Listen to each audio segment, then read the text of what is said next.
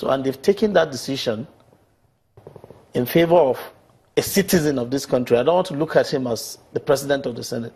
A citizen of this country who constitutionally has a right to his good name. He has a right to his good name.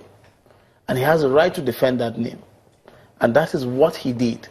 And all along, you can see that this is persecution, because if a petition is written against a person, it's expected the person will be asked to respond. You feared, you said there were fears initially that the CCT was going to be one-sided or might not be given judgment, a free and fair judgment, as it were, because the defense, harassed the judges quite a bit. Was that what you said? No. I said one will think that these people, if they were just humans that had no interest in giving justice or delivering justice in this case, would have brought in their human emotions to play and set out to punish the defendant. Because along the process of this trial, they were actually harassed and embarrassed. Was that a deliberate tactic on the part of the defense? No. Sometimes it's an act of fear. You do not know what that person is bringing. And you're raising something you believe is a valid concern. And the court is saying, no, we must continue with trial. And then you say, we don't know what this man is like. Because in Nigeria, nothing is impossible. But at the end of the day, what you've seen is that the court have vindicated themselves. They've shown everybody that they are neutral. They showed everybody that they were neutral because they delivered judgment in favor of the defense. It wasn't. So assuming now that they did find a case and they were able to link a case, they think that the prosecution had a case, would the defense be saying exactly the same thing? It would have been possible if they found prima facie case. Do you know what prima facie is? At the surface, at the face of it, there seems to be a case here. They said they couldn't even find anything. Lawyers can argue both ways. Lawyers look at things in a way, legal eyes look at things in a way. For every yes, there will be a nay. There are two sides to every coin. Of course. And there are people who have looked at this judgment and say, well, we think that there was some mischief, perhaps, in this judgment, in this ruling. It's not the judgment that they're looking at their state of mind, right? When someone has an expectation from something, he ends up seeing what he expected, no matter what you present. Now, this judgment cannot be faulted, like I say, anywhere. Anywhere. When this trial started, I wasn't one of those who supported Saraki. In fact, I was saying he should resign, he should make way. He should step aside so that a proper trial would be done, so that he won't influence it.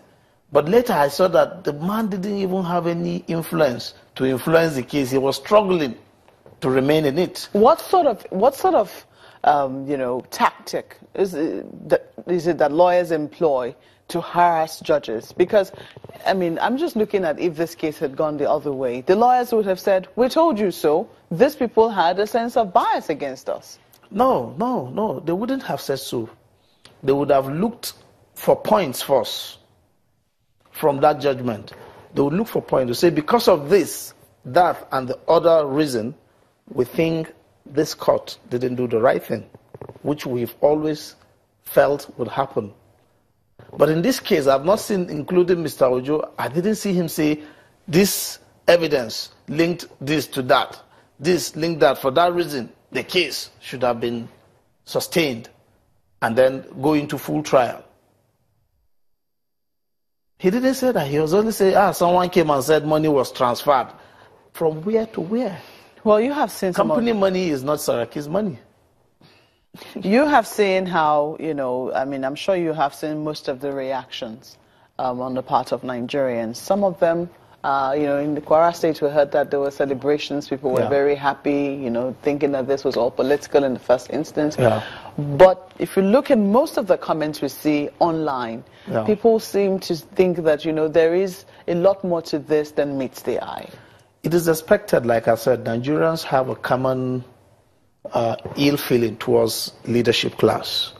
There's this belief that every politician is a thief. It's not about every politician is a thief, but they just think that things would have gone. If you can insinuate, yes, I mean, in the first instance, that this was all politically motivated, why wouldn't they say it that way as well? That this has been politically resolved? Yes, you know, when this leadership, when this administration came on board, we all supported it because of the mantra of fighting corruption. And we all went in believing they will fight corruption as it should be fought. But with time, we've seen that they're fighting suspicion, not corruption. They're fighting people they suspect of being corrupt. Now, if you support that, it may get to you tomorrow. I find your submission very interesting, because only recently I spoke with the Senate President, and he said on an interview, and he said that, you know, this administration has done the best so far in fighting corruption. According to him, he says that if not for anything, for the fact alone that corruption is a front burner issue, people will agree that corruption is a major issue in this country and needs to be fought, that they have done well in that regard. Well, talking about it, first of all, you must admit that you have a problem before you'll be able to solve it. So coming out to say corruption is a problem and we're going to fight it is a milestone for the country. But are they fighting it? Who has gone to prison among all, apart from former Adamawa governor, got to prison and came out almost immediately? Now, all of the cases, let's look at the federal government cases, EFCC, DSS, and the judges even. You can see the Justice, what's his name, Ademola's case. I was there the day the judgment was given. The same no case submission. Because you try people on the basis of suspicion, you don't investigate.